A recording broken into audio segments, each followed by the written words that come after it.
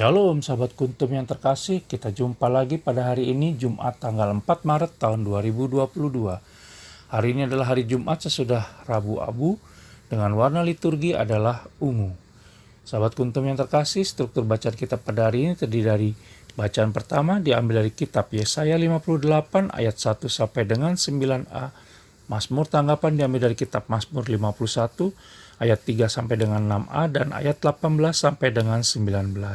Adapun bait pengantar Injil diambil dari kitab Amsal 5 ayat 14 dan bacaan Injil sendiri diambil dari Injil Matius 9 ayat 14 sampai dengan 15. Sahabat kuntum yang terkasih, struktur bacaan pada hari ini sama dengan struktur pada hari Jumat tanggal 8 Maret 2019 dan tanggal 19 Februari tahun 2021. Bacaan Injil pada hari ini dapat kita baca pula dalam Injil Markus 2 ayat 18 sampai dengan 20 dan Injil Lukas 5 ayat 33 sampai dengan 35.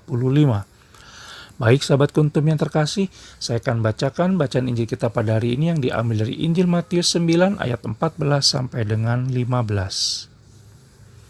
Hal berpuasa. Kemudian datanglah murid-murid Yohanes kepada Yesus dan berkata, "Mengapa kami dan orang Farisi berpuasa tetapi murid-muridmu tidak?"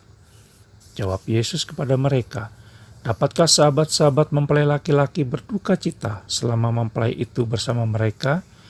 Tetapi waktunya akan datang mempelai itu diambil dari mereka dan pada waktu itulah mereka akan berpuasa." Demikianlah sabda Tuhan, terpujilah Kristus. Sahabat kuntum yang terkasih, dalam bacaan Injil pada hari ini, murid-murid Yohanes Pembaptis mengkritik Yesus Kristus karena murid-muridnya tampak tidak pernah berpuasa, sehingga berbeda dengan mereka dan orang Farisi yang rajin berpuasa sehingga terlihat lebih saleh. Sahabat kuntum yang terkasih, orang Farisi memang berpuasa pada hari Senin dan Kamis, tetapi banyak di antara mereka yang melakukan hal tersebut untuk menutupi hati mereka yang egois.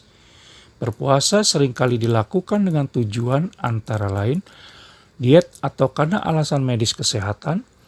Sebagai salah satu cara untuk mendekatkan diri kepada Allah Tritunggal Maha Kudus, tentunya dengan disertai doa di dalamnya, menjadi sarana pengendalian dan disiplin diri, untuk memangkas kesenangan kedagingan kita, mendorong untuk melakukan hal-hal yang menyenangkan Allah Tritunggal Maha Kudus, dan yang terakhir membentuk kehidupan rohani kita untuk senantiasa hidup dalam kekudusan yang Allah Tritunggal Maha Kudus inginkan.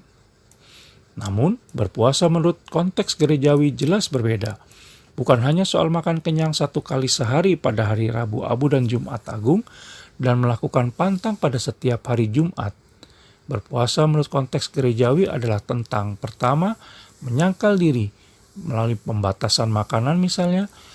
Kedua, mendekatkan diri kepada Allah Bapa dengan berdoa, beribadah, dan membaca firman-Nya misalnya.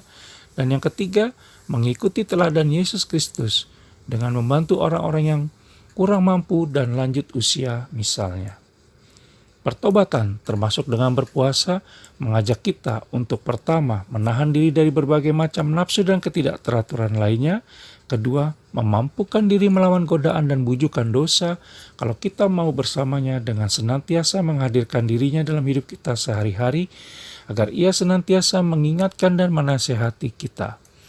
Bila sudah demikian, maka tidak perlu lagi kita merasa bahwa Allah Tritunggal Maha Kudus jauh dari kita dan tidak peduli lagi kepada kita. Berpantang dan berpuasa bukan sekadar kewajiban belaka dan bukanlah tujuan. Puasa sesungguhnya adalah sarana dan kesempatan bagi kita agar semakin mampu menguasai ego dan nafsu, berhenti berbuat dosa, berhenti melakukan kebiasaan buruk yang merusak diri dan sesama, sehingga dengan mengandalkan Allah Tritunggal Maha Kudus dalam segala aspek hidup dan kehidupan kita sehari-hari, dan semakin berbela rasa dengan sesama yang terpojokkan, terpinggirkan, terlupakan, dan menderita.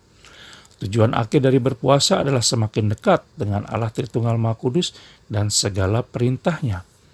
Bahkan dalam bacaan Injil pada hari ini, masa berpuasa dilihat oleh Yesus Kristus sebagai masa bulan madu antara dirinya dengan para murid-muridnya. Selamat berpantang dan berpuasa dengan motivasi dan tujuan yang benar dan baik, agar dapat menjadi masa bulan madu kita dengan Allah Tritunggal Maha Kudus. Terima kasih, selamat pagi dan salam.